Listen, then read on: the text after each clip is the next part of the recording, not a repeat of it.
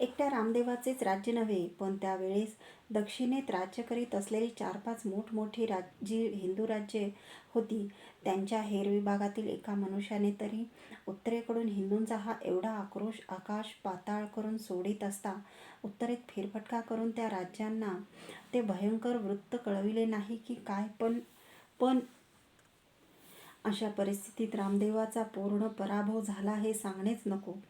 अल्लाउद्दीनाने रामदेवापासून अपार खंडणी घेऊन त्याला मांडलिक करून आपण स्वतः दिल्लीकडच्या काही निकडीच्या राजकारणाच्या ओढीने दिल्लीस निघून गेला. म्हणून रामदेवरावाचे राज्यच मुस्लिम रीतीप्रमाणे तत्काळ बुडवून टाकले गेले नाही, हे केवळ योगायोगच.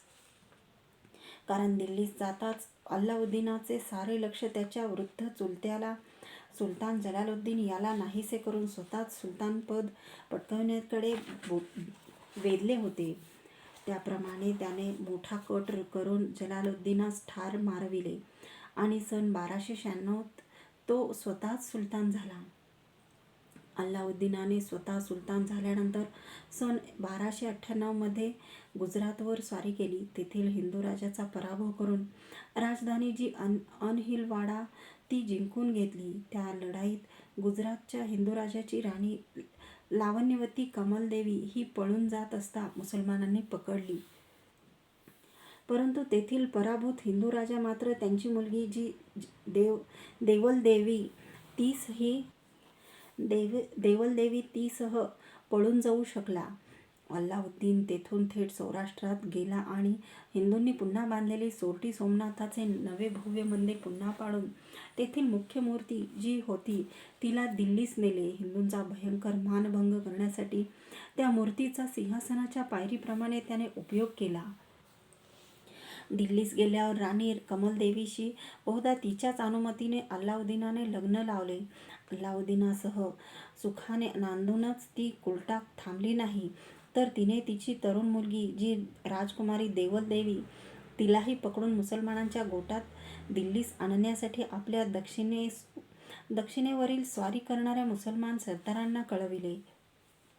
अल्लाउद्दीनाने गुजरातवर केलेल्या त्या स्वाऱ्यात तेथील एका सावकाराच्या पदरी एक देखणा तरतरीत तरुण मुलगा गुलाम म्हणून होता. त्याला अल्लाउद्दीनाने एखाद्या मुलीला मागणी घालावी तशी मागणी घातली, परंतु तो सावकार त्या तरुण गुलामाला देईना. म्हणून अल्लाउद्दीनाने त्या मुलास बळाने खेचून आपल्याबरोबर नेले. त्या काळच्या मुस्लिम समाजात सुंदर मुलाशी सुंदर मुलीप्रमाणेच संबंध ठेवण्याचे जे लैंगिक समसंभोगाचे व्यसन अरब लोकात अनुकारलेले होते आणि जे एकंदर मुसलमानी समाजातच धर्मबाह्याने समजले जाता पुढे रूढ झाले, त्याप्रमाणे अल्लाउद्दीनानेही त्या तरुण स्वरूप गुलामाशी लैंगिक संबंध ठेवला. पण तो तरतरीत मुलगा राजकारणात सुद्धा इतका करता निघाला की प्रत्यक्ष रणांगणात सैन्याचे नेतृत्व तो अगदी अल्लाउद्दीनाप्रमाणेच कौशल्याने आणि प्रभावीपणे करू लागला. वृद्ध होत चाललेला अल्लाउद्दीन त्या तरुणाला मलिक काफूर ह्या नावाने संबोधी. पुढे आपला अत्यंत विश्वासू सरदार म्हणून सुलतान अल्लाउद्दीन सर्व राज्याची सूत्रे त्याच्याच तंत्राने हाकू लागला. रतनभोरवर मुसलमानांची दुसरी स्वारी. जलालुद्दीन खिलजीचा रतनभोरच्या हिंदूंनी पराभव केला होता हे मागे दिलेच आहे. त्याचा वचपा काढण्यासाठी अल्लाउद्दीनाने सन 1301 मध्ये रतनभोर दुर्गावर दुसरी स्वारी केली. तेव्हाही मरे तो लढण्याची सीमा करून त्या रतनभोरचा राजा हमीर सहस्रोगणती राजपूत सैनिकांसुद्धा तुंबळ लढाई देत ठार मारला गेला. आणि राजपूत वीर पुरुषांचा रणांगणात निपात झाला हे पाहताच त्या दुर्गावर उभ्या असलेल्या हमीरच्या राणीसुद्धा शतावधी राजपूत स्त्रियांनी पूर्वसंकेतानुसार पेटलेल्या प्रचंड चितेत उड्या घेऊन जोहार केला. स्वधर्मास्तव हिंदू वीरांनी आणि वीरांगनांनी असे दिव्य पराक्रम नि प्राणदान प्रसंगोप्रसंगी केले. म्हणूनच हे हिंदू राष्ट्र त्या काळी परधर्मीय शत्रूशी लढत जिवंत राहिले. रतनभोर दुर्ग असा जिंकून घेतल्यानंतरच्या मुसलमानांच्या चित्तोडवरील लगोलगच्या स्वाऱ्या. सिंहल द्वीपाच्या राजपूत राण्यांची अत्यंत रूपवती कन्या पद्मिनी ही चित्तोडच्या राणा भीमसिंगाला दिलेली होती. अशा रूपसंपन्न परस्त्रियाचे अगदी उघडपणे अपहरण करणे हे आपले एक भूषणभूत मुस्लिम धर्मकृत्यच आहे, अशी निर्लज्ज धारणा त्या काळी मुसलमान समाजाचीच असल्यामुळे सुलतान जलालुद्दीनाने राणा भीमसिंगाकडे त्याच्या या रूपवती राणीची उघड मागणी केली.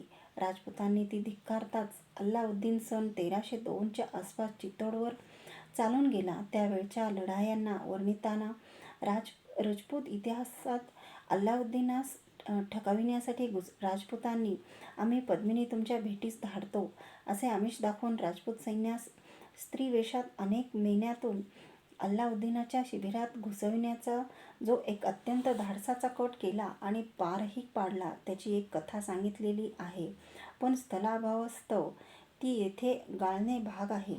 त्या अटीतटीच्या लढाईतही राजपूत शौर्याचा पाडाव करणे अशक्य होऊन अल्लाउद्दीनास दिल्लीस परत फिरावे लागले. राजपूत ही प्रसंगी कपटनीतीचा अवलंब करीत हे ह्यावरूनही उघडच आहे. हिंदूंनी ह्या स्वारीत केलेल्या पराभवाचा सूड घेण्यासाठी आणि पद्मिनीसाठी लगेच सन 1303 मध्ये अल्लाउद्दीनाने चित्तोडवर दुसरी स्वारी केली. यावेळीही राजपूत झुंजार पुरुषांनी केशरी वेश धारण करून रणांगणात मरे तो लढत लढत शेकडो मुसलमानांना कापून काढले. परंतु शेवटी विजय मुसलमानी सेनेचाच झाला आहे आणि केशरी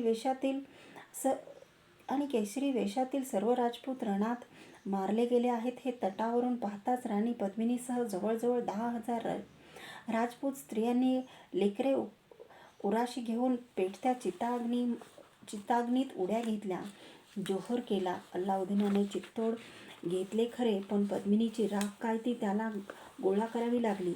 जेव्हा हिंदू वीर आणि वीरांगना लढल्या तेव्हा अशा लढल्या.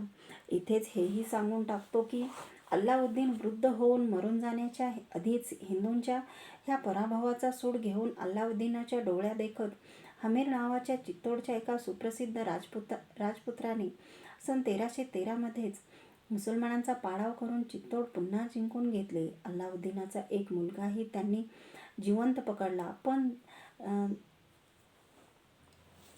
पण जशास तसे या न्यायाने त्यास प्रसंगी बलाने हे हिंदू करून मात्र घेतले नाही. हिंदूंचे आत्मघातक औदार्य ते हेच. सन 1307 मध्ये अल्लाउद्दीनाचा हा वर उल्लेखलेला सरदार मलिक काफूर ह्याला अल्लाउद्दीनाने दक्षिणेवर स्वारी करण्यास धाडले. रामदेवरावाचा पुन्हा पराभव झाला, पण त्याने अल्लाउद्दीनाची तुंबलेली खंडणी देऊन संधी केला.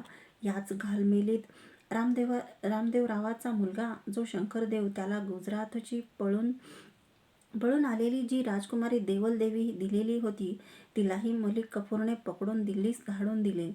लगेच सन 1308 मध्ये मलिक काफूर दक्षिणेत तिसरी स्वारी करून स्वतः वरंगळवर चालून गेला.